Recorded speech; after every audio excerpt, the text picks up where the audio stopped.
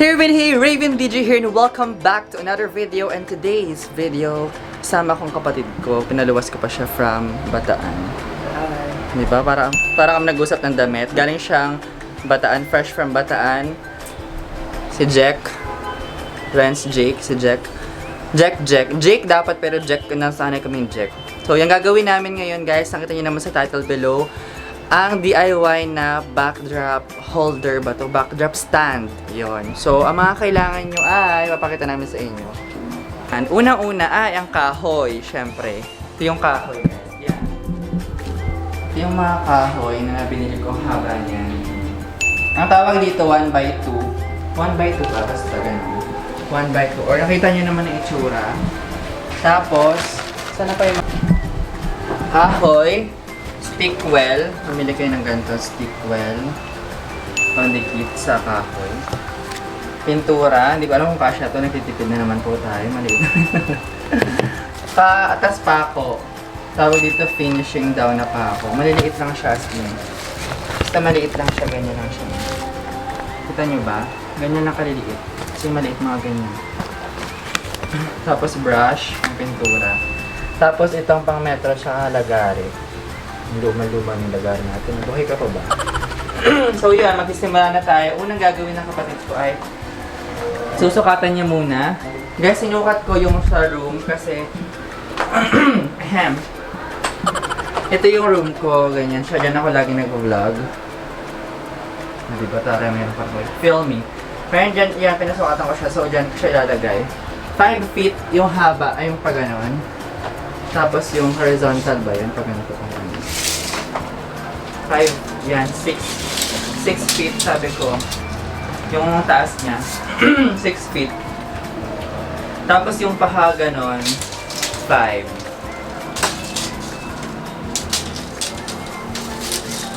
Kasi ako marunong magagawa ng mga ganyan guys. Pinalawas ko sa kalisod. Yan. Ay, lapis. Lapis para sa inyo pang sukat. Oh. Sobrang excited ako kasi tingnan nyo guys, yan yung backdrop ko. Hindi ko siya nagagamit kasi wala akong lagayan. Hirap na hirap ako. So magiging malinis na tayo tingnan sa mga vlogs. So guys, nasukatan niya na. Magpasimula siya na maglagari ng mga bagay-bagay.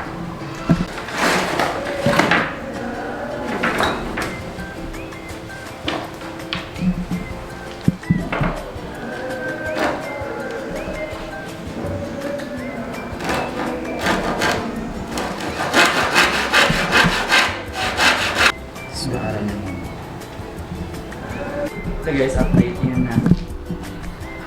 Makikita na yung itsura.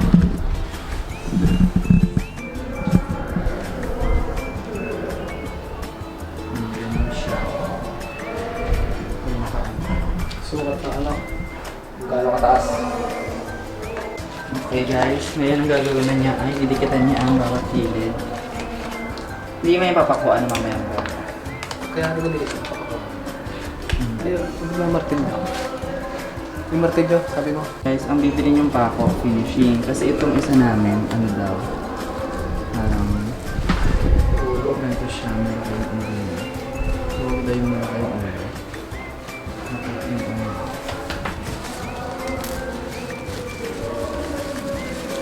Diba? Ito lang. Oo nga, mas mahali ito ano ito. Oo nga guys, pansin mo.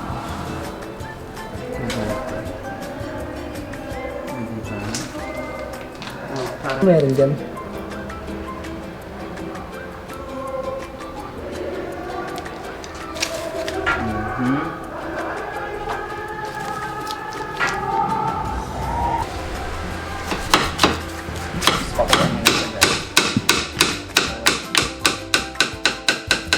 Guys, ayan na siya.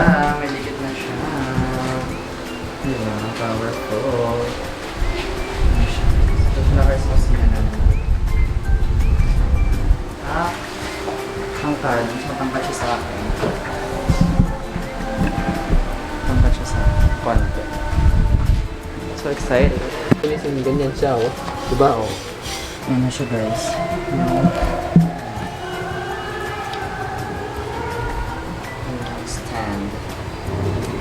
itsura niya. So guys, bago po mamatay itong ano nga, dali. And there you go! This is the final, product, guys. Final look. Make-up, final look ba to? So, ito na siya, ang aming nagawa. Lumapit ka dito. So, yan, ganyan siya kalaki. Tapos, ito guys, nagpagawa ko ng ganito. Pinalagyan ko na rin siya ng ganito sa kapatid. Kasi ang hirap paglagay ng ilaw. Makikita niyo yan kapag tinry na natin siya. So, for now, ito lang muna itong video na to. Pero, papakita ko sa inyo mamaya yung kapag kinabit na namin. Kasi nantay ko lang si Aryan kasi yung clip wala pa. So mamaya na-try natin maglagay ng ng talagang felt cloth na mga yon. Nalagyan natin yung felt cloth. So yun, mamaya na tayo ulit magkita-kita. Basta ito na siya guys. Mamaya pa.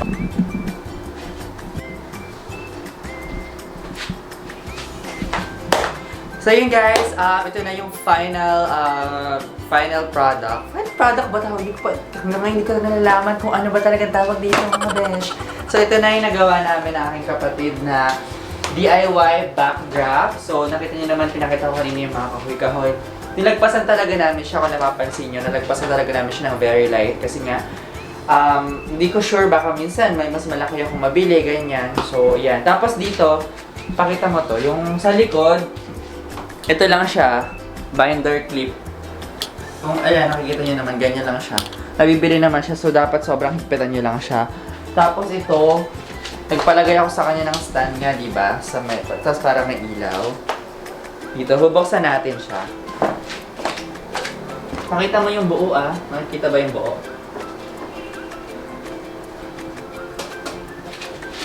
So yan siya, ganyan siya. Tingin nga. Ayan, ganyan siya. Ano pa akong ganyan? Ayan. So, tatry natin siya. Dito ka.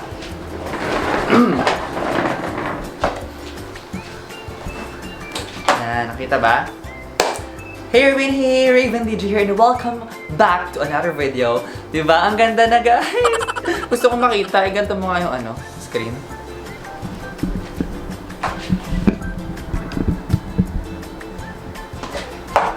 Hala, ang ganda na ba niyan? Orong ka doon.